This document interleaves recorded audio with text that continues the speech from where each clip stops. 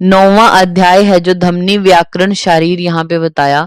3 number श्लोक है right page पे, वहां देखिए चतुर्विंशति धमन्यो नाभि प्रभुआ अभिहिता को हाईलाइट कर लीजिए।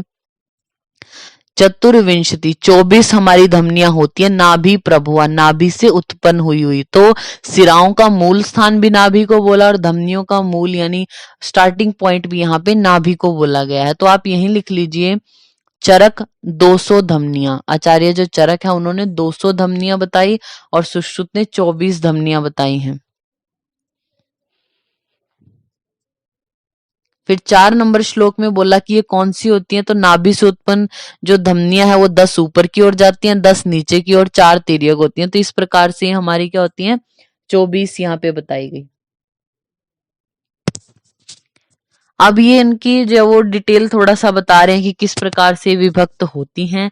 तो थर्ड लाइन है जो हमारी श्लोक, ये जो 5 नंबर श्लोक है इसमें थर्ड लाइन में लास्ट में देखिए द्वाभ्याम भाषते, यानी 2 धमनियां ऐसी हैं जिनसे भाषण बोला जाता है। द्वाभ्याम घोषम करोति, जो घोष अव्यक्त ध्वनि को करती हैं।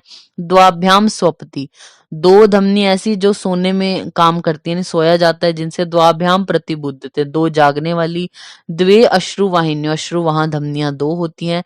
द्वे स्तन्य स्त्रियां बहते, यानी स्तन में आश्रित 2 होती हैं धमनियां जो स्तन्य है उसका वहन करती हैं। त एव शुक्र नरस्य स्तन अभिवहतम, मतलब पुरुषों में ये 2 धमनियां क्या करती हैं शुक्र का वहन करती हैं, ऐसा बोला गया। तो जो पुरुष हैं उनमें शुक्र का वहन करने वाली 2 होती हैं, स्त्रियों में जो स्तन्य है उसका वहन करने वाली 2 होती हैं, ऐसा बोला। अश्रु का वहन करने वाली भी 2, जिससे सोया जाए वो भी 2, जिससे जागा जाए वो भी 2 होती हैं। घोष करने वाली भी 2 और जिनसे बोला जाए वो भी 2 होती हैं। हाईलाइट नहीं हमने इस चीज को किया, जस्ट पढ़ा है। नेक्स्ट हमारा आता है अब 10 नंबर जो श्लोक है उसमें देखिए यथा स्वभावतः खानी मृणालेषु विशेषु च धमनी नाम तथा खानी रसो च उपचीयते, यानी बोलते हैं जिस प्रकार जो मृणाल होते हैं यानी कमल नाल है या बिस, सूक्ष्मतर जो कमल नाल होती है उनमें स्वभावतः छिद्र होते हैं, ठीक है। उसी प्रकार धमनियों में भी छिद्र होते हैं जिनके द्वारा रस का उपचय यानी रस का ग्रहण किया जाता है। 11 नंबर श्लोक है जो उसकी फर्स्ट लाइन को हाईलाइट कर लीजिए आप। पंचाभिभूतस्यस्त अथ पंचकृत्वम पंच इंद्रिय पंचसु भावयन्ति, यानी ये बोलते हैं जो धमनियां, ये आपको लाइन लिख के बोलेंगे कि यह किसके लिए प्रयोग की गई है। ऑप्शन में होगा सिरा के लिए, स्नायु के लिए, धमनियों के लिए। तो धमनियों के लिए आया ये कि पंच अभिभूता यानी पंच महाभूतों से बनी हुई।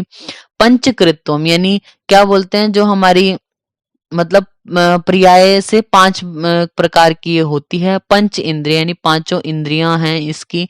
और पंचशु यानी ये इनका अधिष्ठान। ये सब क्या है धमनियों के लिए लाइन बोली गई है, आपको ये याद रखना है बस, इसमें ना ये श्लोक याद करना है। तो ये जो हमारा चैप्टर है 9 नंबर, अगर इसमें से क्वेश्चन आता है तो सीधा आएगा नंबरिंग का आपको कि धमनी की संख्या कितनी सुश्रुत के अकॉर्डिंग 24 होती है, चरक 200 बोलते हैं।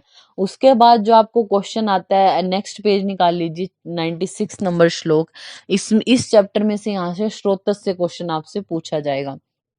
तो हमने आपको पहले भी बताया था अगर आपसे पूछें सुश्रुत के अकॉर्डिंग स्रोतस कितने होते हैं तो स्रोतस सुश्रुत बोलते हैं नव श्रोतांसी 9। और अगर आपसे पूछे योगवाही स्रोतस कितने होते हैं तो वो क्या बोलते हैं द्वाविंशति 22 बोलते हैं। अब वो 22 कौन से, अब यहाँ हम पढ़ते हैं। सबसे पहले आप देखिए यहाँ पे अ पॉइंट में प्राणवाहे द्वे, 2 प्राणवाह स्रोतस होते हैं। तयो मूलम हृदय रस वाहिन्य धमन्य को हाईलाइट कर लीजिए। प्राणवाह जो स्रोतस हैं वो 2 होते हैं जिनका मूल क्या है हृदय और रस वाहिनी धमनियां बोला। नेक्स्ट बोला तत्र विधस्य, अगर इसका विध हो जाए तो क्या होगा हाईलाइट कर लीजिए। आक्रोशन विनमन मोहन भ्रमण वेपन मरणम वा भवती। आक्रोशन विद हो जाए तो आक्रोशन हो जाएगा यानी चिल्लाएगा पेशेंट, विनमन झुक जाएगा उसकी बॉडी, मोहन मूर्छा होना, भ्रम होना, वेपन होना यानी ट्रेमर्स आएंगे, और मरणवा मर जाएगा अगर इस पे विद हो गया तो। आचार्य चरक ने तो सीधे बस ये बोल के छोड़ दिए थे, जब चरक संहिता में हम पढ़ेंगे वो बोलते हैं कि इनकी दुष्टि का कारण क्या है, इनके मूल क्या है स्रोतों की, उनका बोलने का स्टाइल थोड़ा अलग है।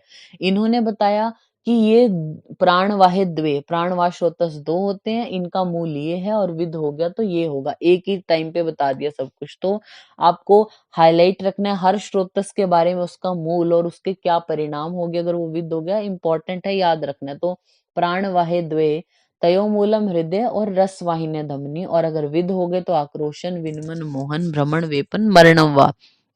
क्वेश्चन आया हुआ था एनआईए में एक बार कि किस स्रोतस के वेद से आक्रोशन लक्षण देखने को मिलता है, तो आक्रोशन हमारा प्राणवाह स्रोतस के वेद होने पर मिलता है।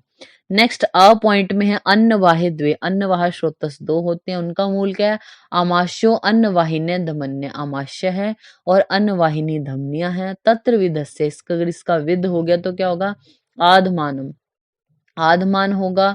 फिर शूल अन्न द्वेष छर्दी पिपासा अंध्या को हाईलाइट कर लीजिए, पिपासा अंध्या मरणम च, ये लास्ट के 3 लक्षण आपने याद किए, ये मतलब हाईलाइट किए। पिपासा प्यास लगेगी पेशेंट को, अंध्य अंधा हो जाएगा और मरणम मृत्यु हो जाएगी। तो राजस्थान पीजी में आया था ये अंधता वाला कि अंध्य किसके जो है वो विध होने से होगा, तो अन्नवाह में अभी हमने पढ़ा। नेक्स्ट हमारा जो है वो उदक वाह के बारे में बोला, उदक वाहे द्वे, उदक वाह स्रोतस दो है, तयो मूलम तालु क्लोम चे, और इनका मूल क्या है, तालु और क्लोम। तत्र विधस्य पिपासा को हाईलाइट कर लीजिए, मतलब पिपासा होती है। तो पिपासा हमने उदक वाह में भी पढ़ी अब तक और अन्न वाह में भी पढ़ी, और नेक्स्ट सद्यो मरणम च को आपने हाईलाइट करना है। तो देखिए प्राण वाह में भी हमने पढ़ा कि मर जाएगा पेशेंट, मरण। अन्न वाहन में भी पढ़ा मरण। सद्यो मरण हमारा सिर्फ उदक वाह स्रोतस में आया कि सद्यो मरण होगा। नेक्स्ट ई पॉइंट में है रस वाहे द्वे, रस वाह स्रोतस दो होते हैं, इनका मूल हृदय और रस वाहिन्य दमन्य। देखिए प्राणवाह और रस वाह दोनों स्रोतों का मूल एक ही है, हृदय और रस वाहिनी दमनी दोनों का एक ही है मूल। और इस पर विद हो गया रस वाह पे, तो शोष को हाईलाइट कर लीजिए, शोष होगा प्राण वह विदवत, यानी जैसे प्राण वह में जो लक्षण आते हैं वही होंगे, और मरण तो शोष इंपॉर्टेंट है, बाकी प्राण वह जैसे लक्षण आते हैं ऐसा। नेक्स्ट हमारा आता है रक्त वाहे द्वे, ऊ पॉइंट है जो रक्त वाहे द्वे, उनका मूल यकृत प्लीहा और रक्त वाहिन्य धमन्य, यकृत होता है प्लीहा और रक्त वाहिनी धमनिया। नेक्स्ट इस पे अगर विद हो गया तो श्यावंगता को हाईलाइट कर लीजिए, श्यावंगता। फिर ज्वर होगा पेशेंट को, दहा पांडुता शोणित गमनम रक्त नेत्रता च, इसको आप पहचान जाएंगे। रक्त वहां पे अगर विद हो गया तो देखिए ब्लीडिंग तो होगी होगी, यानी रक्त का गमन होगा, जब ब्लड निकल गया तो एनीमिया हो जाएगा, तो पांडुता भी आएगा। रक्त नेत्रता आंखों में भी रक्त का आना, श्याव अंगता ज्वर दहा आदि रक्त वाह के लक्षण बताए गए अगर विद हो गया तो। मास वाहे द्वे तयो मूलम स्नायु त्वक रक्त वाहिनी धमनी को हाईलाइट कर लीजिए। जब आचार्य चरक बोलेंगे मांस वाहक स्रोतस का मूल, तो वो बोलते हैं स्नायु मूलम त्वक च, यानी स्नायु और त्वचा होती है। बस इन्होंने फर्क क्या बोल दिया, स्नायु और त्वचा तो है सुश्रुत के अकॉर्डिंग भी, लेकिन रक्त वाहिनी धमन्या बोला कि धमनी कौन सी है, रक्त वाहिनी इन्वॉल्व होती है मांस वाह में भी। अगर इस पर विद हो गया तो श्वेथु मांस शोष सिरा ग्रंथि मरणम च, तो मांस में भी मरणम बोला गया। नेक्स्ट हमारा आता है ए पॉइंट में, राइट पेज है जो मेदवाहे द्वे, मेदवाह स्रोतस जो होते हैं दो होते हैं, तयो मूलम उनका मूल क्या है, कटी और वृकोच, उनका मूल है कटी और वृक। एनआईए में ये भी क्वेश्चन पूछा गया कि जो वृक है वो कौन से स्रोतस का मूल है, तो मेदोवाह का है। नेक्स्ट तत्र विधस्य, अगर इस पे विद हो गया तो स्वेदागम को हाईलाइट कर लीजिए आप, स्वेद पेशेंट को स्वेटिंग होगी। स्निग्ध अंगता को हाईलाइट कर लीजिए, तालु शोष को स्टार लगा लीजिए, स्थूलता शोफ पिपासा को हाईलाइट कर लीजिए।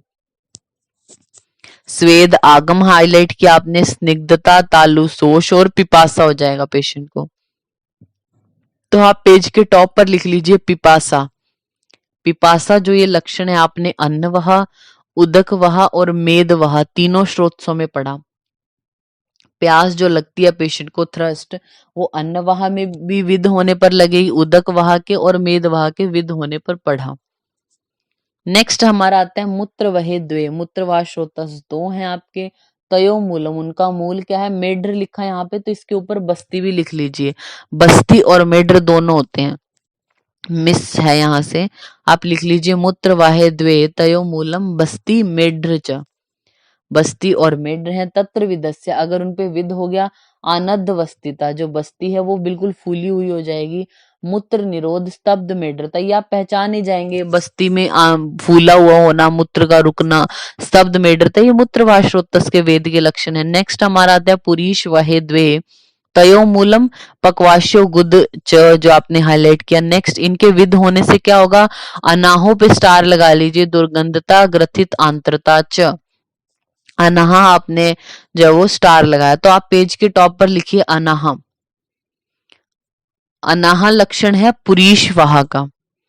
अनाहा जो अगर विद होने पर लक्षण की बात करें तो अनाहा जो लक्षण है वो पुरीश वहा के विद होने पर आता है।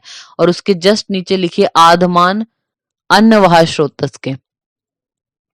अनहा नहीं आना, तो अन पुरीश की बात कर रहे हैं कि नहीं आएगा, ठीक है, तो अनहा में पुरीश वहा के विद होने पर आता है लक्षण। आधमान हमारे अन्नवाह स्रोतस के विद होने पर आता है। नेक्स्ट शुक्रवाहे द्वे तयो मूलम स्तन्यो वृषण, तो च को हाईलाइट कर लीजिए। शुक्रवाह स्रोतस दो होते हैं जिनका मूल स्तन और वृषण बोला गया। इन पे अगर विद हो गया तो क्लिबता चिराद प्रसेके, रक्त शुक्रता को हाईलाइट किया आपने। नेक्स्ट हमारा है आर्तव वहे, उनका मूल गर्भाशय और आर्तव वाहिनी धमनियां, उन पर अगर विद हो गया तो बंध्यत्व, मैथुन, असहिष्णुता और आर्तव का नाश हो जाना। अब आप देखिए पिपासा हमने आपको लिखवा दिया कि अन्नवाह, उदकवाह और मेदवाह में लक्षण मिलता है।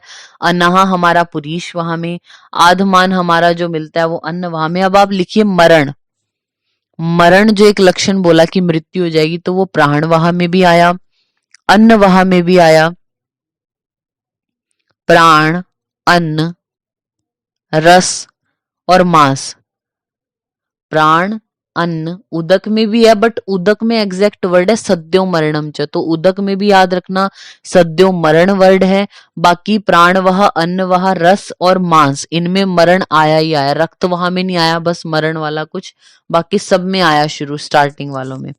नेक्स्ट हमारा 13 नंबर जो श्लोक है उसमें देखिए, मूलात खादांतरम देहे प्रसित्रम त्वाभि आभियत श्रोतांसी दीति विज्ञा शिरा धमनी विवर्जिता, बोलते हैं कि शरीर के मूल छिद्रों से जो फले हुए हैं और रस का विवहन करने वाले अनंतर जो है वो इसको श्रोतस समझना चाहिए। तो आपको ये लाइन लिख के देंगे कि ये परिभाषा किसकी है, तो श्रोतस की ये परिभाषा यहाँ पे दी हुई है।